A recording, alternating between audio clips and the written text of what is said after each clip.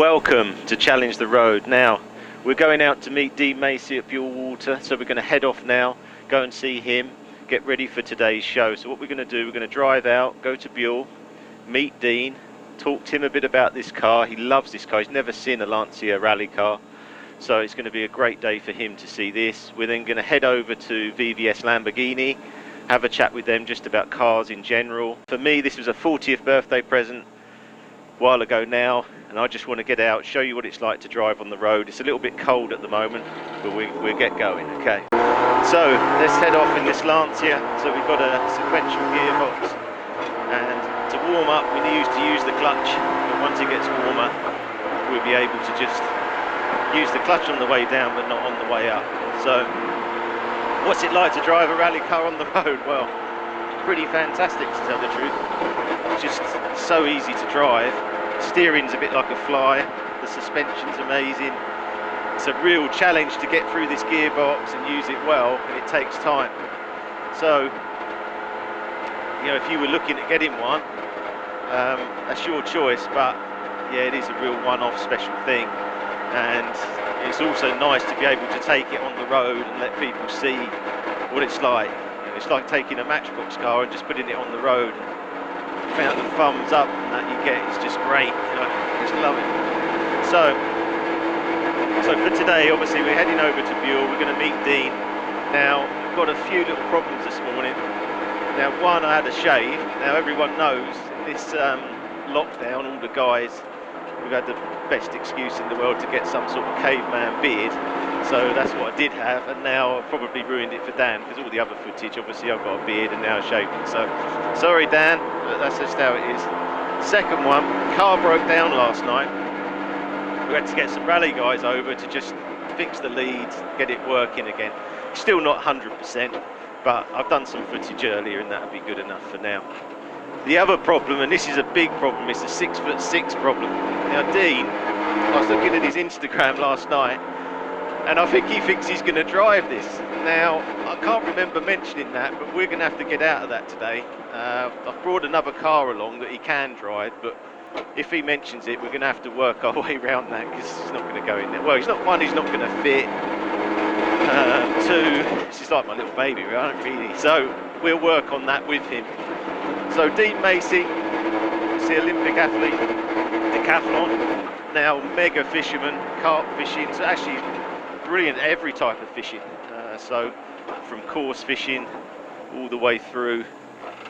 So hold on, we just got a car here. Oh, he's backing up. So now we're just heading up. As I say, Dean, fantastic fisherman, decathlete. So we'll go and see him.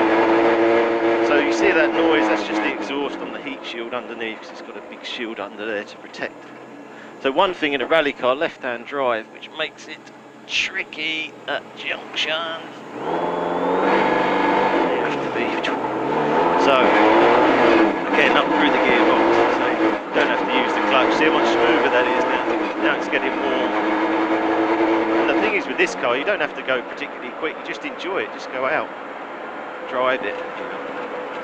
So other things on this car, it's the Lancia Delta Evo 1, which is then by our Bath. They make this into cyclists out. World Rally Car spec. So the roll cage and that is all fully built into the chassis, and you'll see that later. It goes right the way through to the engine. This is running about 300 horsepower, so it's a really nice speed actually for the road. This with this gearbox, the top speed's probably 90 miles an hour, so it's really nice on the road, and you know, you can just really enjoy it. So one of the other things of today is I wanted to show you around VVS, which I've been using VVS for a few years now, and I wanted to go over there and just look at their selection of Lamborghinis and all the other cars they've got there as well. They've got a lot of big selection of Ferraris now, and also just talk through some of the cars that are becoming very affordable now. And we had this massive rise in prices, and it priced a lot of people, including myself, out of a lot of cars, but now it's starting to come back, and there's some nice opportunities out there which are really good value. So the other thing on this car is the ride is just like so solid. I can't tell you. You probably can't. You're not going to get the feel of that on a video, but it's so solid. It's lovely. Gearbox is great. You can rattle through, but it did take me a long time. I think it took me 5 years to start perfecting it. I mean, not using a clutch, very, very difficult when you're used to using a clutch. You don't use it on the way up. So that's been a bit of a challenge for me, but I've just really enjoyed that. The other thing with a manual car is it's always changing, so you're always able to get something from changing gear. Whereas if it was a paddle shift, it's just and it's done, isn't it? So steering, well, it's a bit like driving a fly. I mean, it's not power assisted, it's just and you're gone. So it's just fantastic. And this deep dish, sort of Italian style driving position really. You've got a deep dish wheel, you feel right up close, your knees are up here. And that's another good thing actually. Dean won't be able to get in there because his legs are too long. So that's another, need to remember that. So I'd like to thank Dan as well, who's been working with me. And we only started this channel 2 weeks ago today. So we just come up with an idea. I rung Dan, I said, Dan, can you do some filming? He said yes. I said, let's just go and drive these cars. Let's see what it's about. Then we thought, well, let's try and get someone who loves cars to come on the show, pick a location. So we're just really happy to be showing you all these cars. And the plan is to do one show a month, an hour long, and just go through all the bits of the cars, have a bit of fun, go to some really nice locations. So that's what this channel's all about. So we're going to head over to Buell now, and we'll see you there.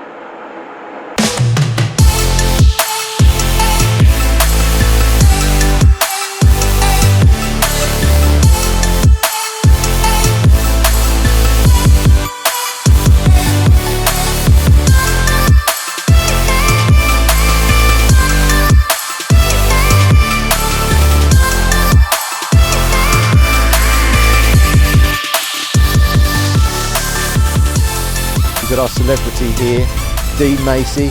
Hello, Dean. Morning. What do you think about this? I didn't sleep much last night. No, I didn't. And I've probably looked at many more pictures of these that are healthy. So is it like PlayStation real now? I've driven one of these many a times on the PlayStation years ago, and I was amazing. I can't wait. Honestly, today is like a childhood dream. So this car was a 1991 Evo, and this is a Group A stroke Group N spec. So you've got all these arches are out further because they wanted that for when they're on, you know, the tarmac stages. They're out in the gravel stages, and that's how they won so many rallies, because they had so much travel on the suspension. I think, Dean, you said on your Instagram you were looking at driving this car at some point, and we have to. I didn't drive from Essex all the way into Kent, which is like 60 miles. But we got a big problem with the seat. I don't think it's going to. You're too tall. How tall? Yeah, but I've also done a lot of research, right? And it is possible to shave some inches off of shin bones. I'm sure you can, and I would happily do that to get into this bad boy. Honestly, I just think it's an amazing piece of machinery. I don't think, like, the Martini kit is just absolutely iconic within the rally industry, and I think the Lancia, obviously what it did in the WRC, 6 years on the bounce. I've been doing my research. Yeah. I have been doing my research. I know little bits and bobs. I just think every single time people see a motor like this, they just can't help but turn their heads. I've got a little family WhatsApp group, right? Okay. And every time I go and do my track days, I send my uncle, my dad and a few people, I send them pictures of the cars I'm driving and stuff, and they go, yeah, whatever. I sent them a picture of this morning, right? And it's my uncle's 70th birthday today, all right? So Uncle Graham, happy birthday. So he's got every excuse in the book to be proper moody. Yeah. And he was like, oh, that's a bit of proper me. That is. I think that's seeing these iconic colours of the Martini and the shape, and it's so small, isn't it, in real life? First time you've seen one. Yeah. So it's just so small and chunky. And on the road, it's just, for me, it's just been fantastic to drive. Well, we were saying, weren't we? It's like one of those cars that's completely uncompromising. It's like, right, when they designed it, they were like, right, it needs an exhaust, comes out the back, stick it anywhere, it doesn't matter. Needs some lights, all right, put them on. It needs some flared arches. Like, none of the bits are absolutely stunning, but they all work together to make, like, it's a bit agricultural. Is that the right word? You know, it's just, when you look at it, you think these arches have just got wider and wider. This with the bonnet, they just made, you know, the engine didn't fit, so we just make it higher to fit it. It was no compromise, just put it on and go. And the noise. Yeah. And rallying of that era, they just get in and go. Yeah, I mean, when I've done a few rally days and stuff like that, and it's the closest I've ever been to driving a bobsled.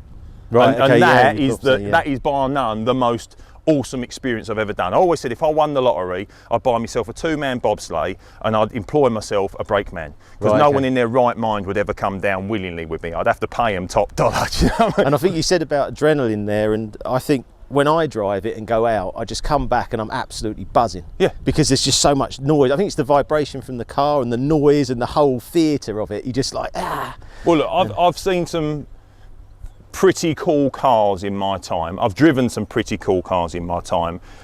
But when this turned up today, my knees went a bit funny. Well, I think it's just, I bought it for my 40th birthday present, and I wanted a car that was from my 40? era. Are you 40? That was a long time ago. Yeah. That's a long time ago. But I just love the shape. I love driving the car. It was really interesting because obviously I bought the car, but never saw it. So to buy a Group A stroke Group N car and just take it on the road for the first time, and no one's taken it on the road, was a bit daunting. But over time, you have to learn the gearbox, learn the car, and it's, you know, hopefully it becomes your friend, because it's very different to a road car. Do you know what? When I left school, a little bit of history here. When I left school, I had 2 ambitions. One, to try and make it to a decent level in sport. I didn't know what event or sport it was going to be. I just knew sport was going to be my thing. And the other one was to drive a 1.6 or own a 1.6 injection gear Orion with the old pepper pots, which I did, by the way. It was one of my first ever cars. So once I'd ticked that box, I never really had any ambitions. But that particular car, my one, it stalled every time you was at the lights. You had to double shift and do this, that and the other to keep it running. And every single time I had a mate that worked at Ford, he said, I'll send it back, we'll sort it out and it will be lovely. And I was like, no, because if anyone tried to nick my car, they wouldn't be able to get it around the corner because it would stall on them. They wouldn't know how to drive my 1.6 injection gear Orion. And I can imagine driving something like this is exactly the same. You've got to learn how to drive them properly. And it's taken me, I reckon, 5 years to get used to the gearbox. Is it really? Yeah, and change up and just take time to learn. It's, when you're in a manual and you're using the clutch all the time, then you don't use it. So it's taken a bit of time. So I've got a little story for you, I heard, from a friend of yours, a Mr. Backley. Yeah, yeah.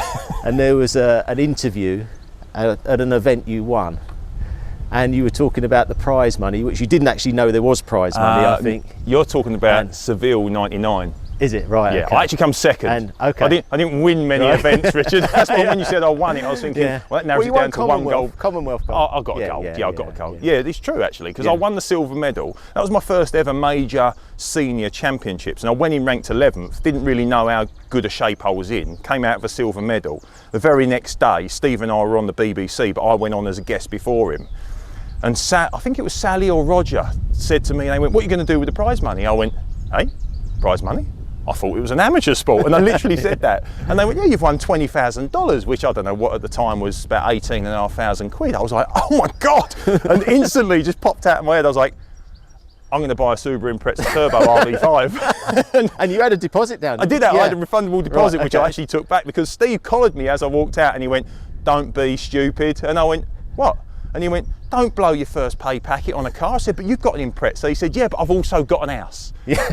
And bless him, it was the best financial advice I've ever been given, but I've never owned an Impreza since. So he blew me dream. Yeah.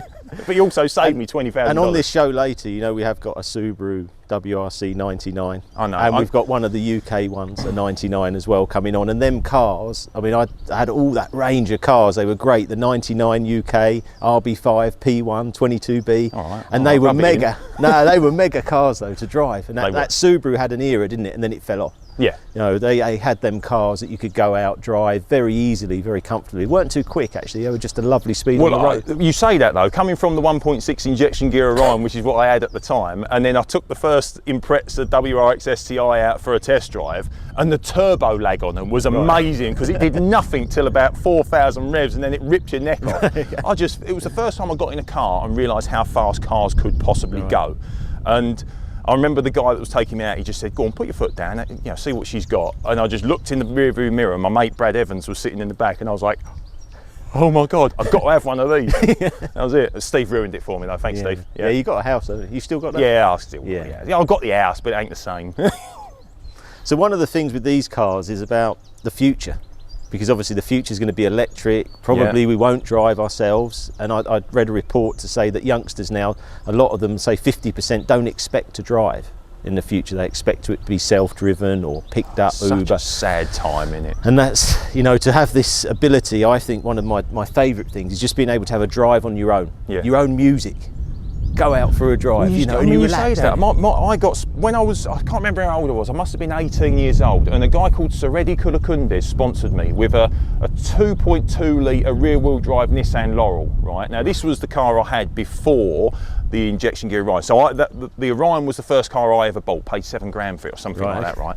But I remember the first time I ever took this Nissan Laurel out, and I went round the roundabout just under Pitsea flyover, and it was wet, and I did a 360 straight away. Right. And it was unbelievable. Like kids in 20 years' time, they won't experience that complete out of controlness. You know what I mean? And back then, me and my cousin used to put a tenner in on a Sunday into the car and just go and completely get lost around Epping Forest and all the country roads. And that's how driving used to be years ago, and it ain't like that no more, is it? Because everywhere you go, you're sitting in traffic. But when you get in a vehicle like this, I can imagine it takes you right back to your shoulders. Yeah, well, it's just such a one-off thing. You can just take this out on a Sunday drive for say 20 minutes, and you come back and you're just buzzing.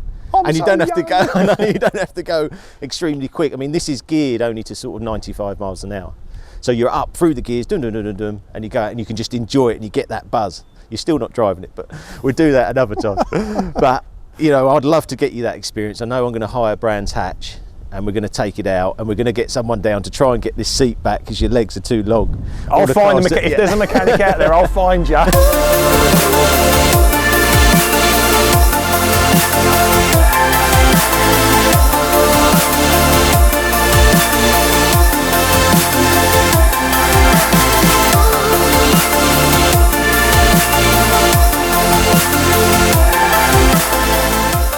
So Dean, Lancia Delta engine, so it's a 2 litre turbo. This one's a Group N spec, so the rest of the car's Group A, so you've got all the suspension from that era. And then you've got a Group N spec engine, which is much easier for me on the road. So it's running about 300 horsepower. And you see here how they've had to make this higher here with the engine. And then obviously they make this bonnet bigger and bigger to accommodate all that and all the ducts. And we've got all the air filters here, and you see all the piping, all this here. So it's open fuel lines. That's why it smells so much in the car, because these are coming all the way, so it's pumping the fuel. It's a great smell though, isn't it? I know. Do you know what I mean? If they could bottle it up as an aftershave, that would be like Lynx petrol or whatever. So this is these struts come right here, and I said about the roll cage, because this is all built in. A normal roll cage would be in the car here, but this goes right through to here. And that gives you, so when I'm driving it, you just got that suspension, which is awesome on the road. Tough drive though, I bet, isn't it? No, easy is it? To drive, yeah. And the steering is fantastic. Mega firm? Yeah, but compliant. Right. It's just, yeah, you wouldn't think it's a hard ride. Really? No, it's actually. See, in my mind, I'm thinking you get out of that and you are completely fatigued. Like, you're buzzing, like you said earlier on, but at the same time, you're like, right, let's just jump back into something a little bit more modern. Yeah, it does feel like that, but then you want that rush back again. Of course. So after a few days, you're like, oh, I've got to get back in. And I think because it's not hugely quick, it's a nice speed through the gears, and because you're using the gearbox all the time, you feel like you're probably going quicker than you are. And obviously the modern cars are so fast now. I mean, this isn't fast compared to some of the supercars that are out there now. Obviously the Aston later, that's a quicker car, but it's how it does it. That's the most important. Like I said, 80 mile an hour in a bobsleigh seemed so much quicker than 170 in whatever car I was driving at the time. When I go around corners, I'm pressed into the seat. And the steering is just, because it's a Group A rack, it's just the feel. You just feel everything. Modern cars now, you haven't got that. You've got so much assistance to it. Well, I'll have to take your word for it, won't I? Yeah, we will for now. Until I find a surgeon that can work on my legs. You've at least got to let me sit in it. Because I'll tell you what, if I can get in it, let's have a deal. If I can get in it and I feel like I can drive it, you've got to let me have a go. But if you're honest and you reckon I'm just too big, then I'll take it. Okay. Yeah? You can get in, and all right. Then you can, next time you can go in it. I should have stretched, shouldn't I? Come on, Come on in, all right. I don't know how I'm going to get these legs in that little gap, but I am going to do my very best. I wish I was put tracksuit bottoms on as well.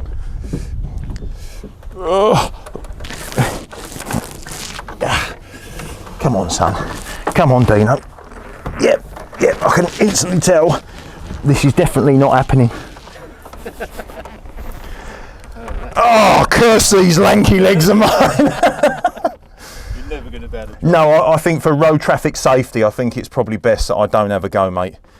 I genuinely don't. You know, actually, it pains me to say it, but my hips are slightly too wide for the seats as well. Yeah, I can't get my left bum cheek in. Oh, Richard. Well, we have got another car for you. A very, very British car for you. Have you? Being a top British athlete. So we're going to take you over there now and I'll show you what you're actually going to drive. Well, if it weren't for social distancing, mate, I'd ask you to help me out. Give me a minute. Give me a minute. Oh.